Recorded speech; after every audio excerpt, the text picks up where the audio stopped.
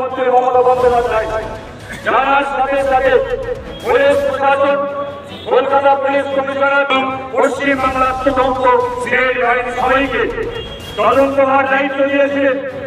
অবিলম্বে তাড়াতাড়ি যত দ্রুত সম্ভব এই দোষীদের খুঁজে বার করতে হবে।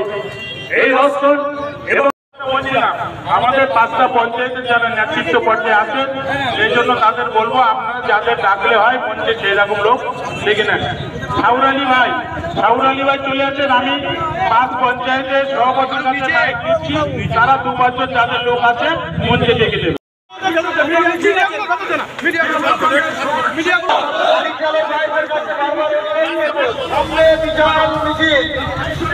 গাড়িগুলো আপনারা এখান থেকে যাবেন না।